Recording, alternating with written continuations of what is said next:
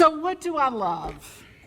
The answer to that question is always made in relationship. Each of us has an answer that emerges from our heritage, the place on this earth where we were born and raised. Our lessons in love were nurtured by the ways in which our families taught us to love, the way our community acknowledged our worth, and the ways we choose to express our love. If we observe ourselves and where we put our attention, perhaps we will see concretely what we truly love. We may learn things about ourselves that we've ignored, or maybe even things that might cause us regret.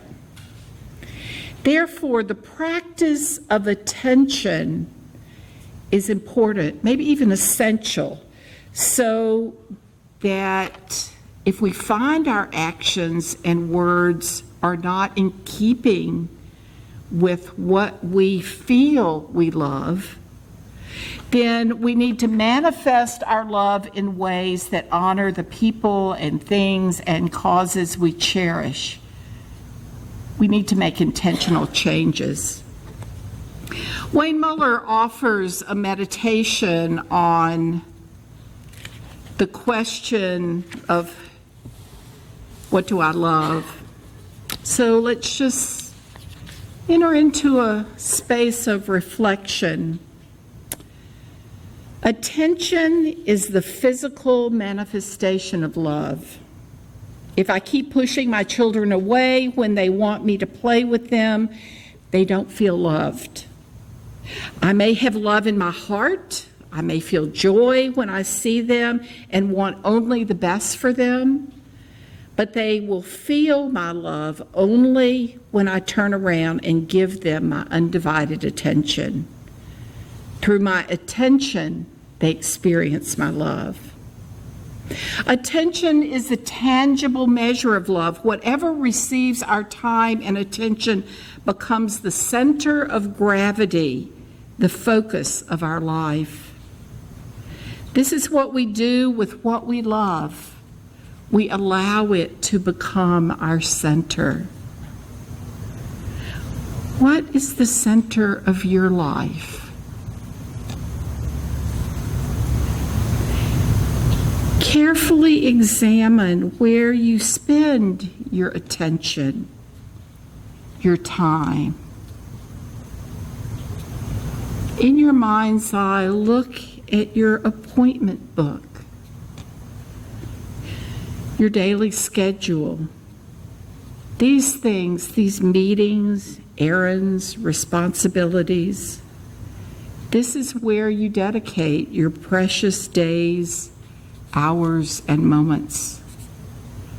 This is what receives your care and attention, and by definition, your love.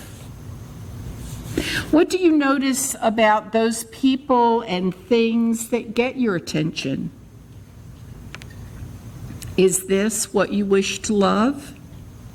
Are these the people and situations you hope will receive the gift of your life and your companionship?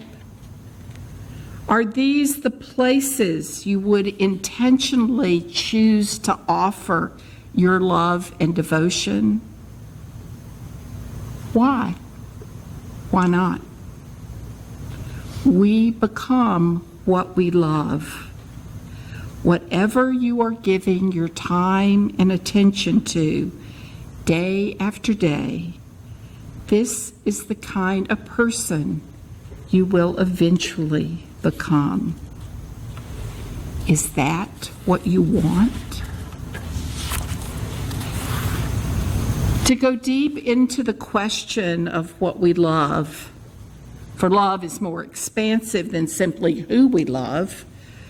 Imagine your precious life, your being as a garden, maybe even a pumpkin patch.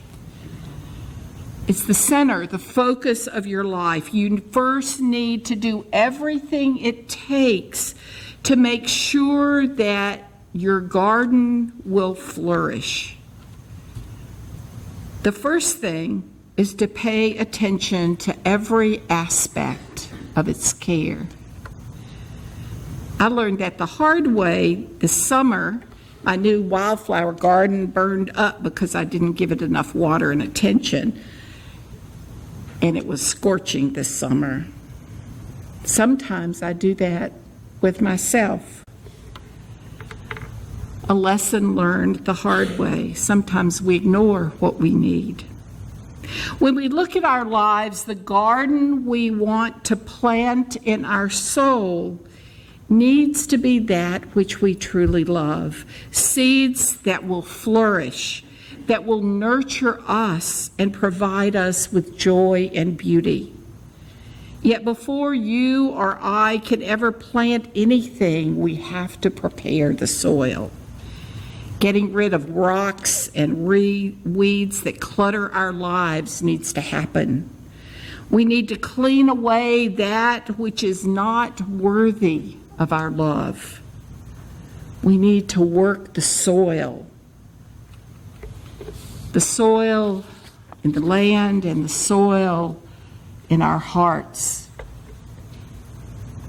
We need to prepare our hearts and minds to create that garden in our lives. Our attention and intention help us deepen our understanding of what we love, and so we must prepare our inner soil.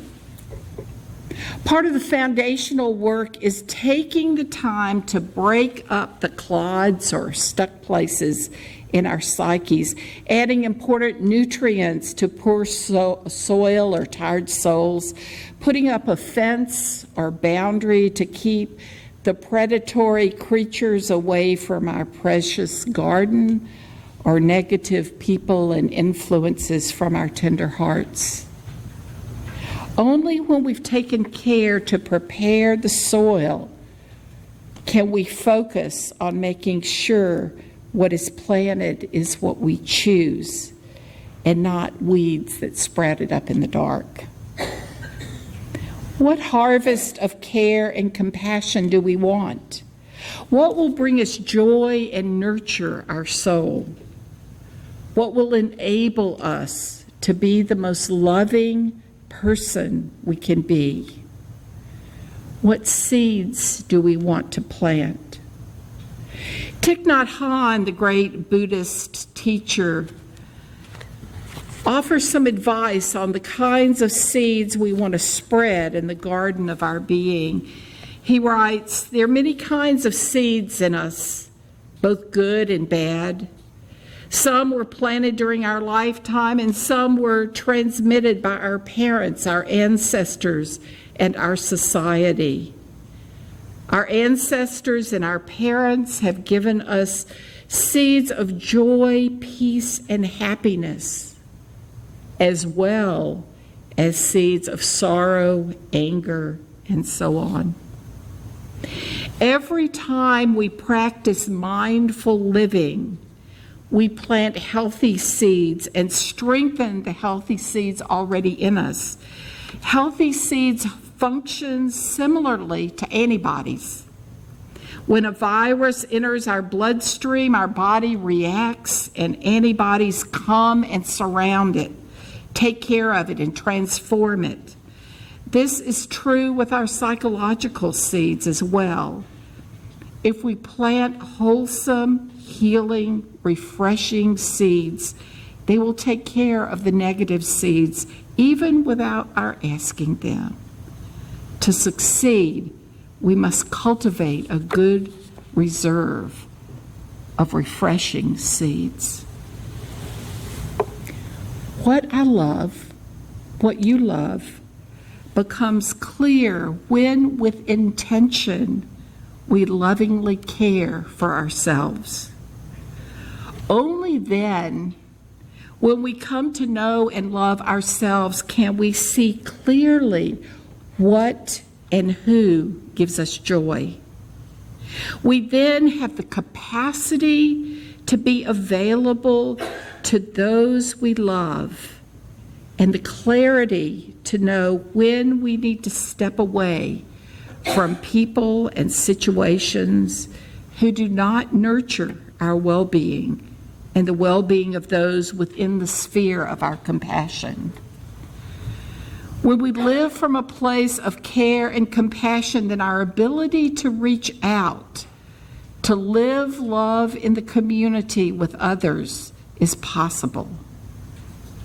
The garden of our heart can then nurture the hearts and lives of those we love. Then we can go out from the garden we have created in our lives and live with love and peace in our hearts. When this happens, when we care for ourselves and others, at that point we can openly and honestly answer the question, what do I love?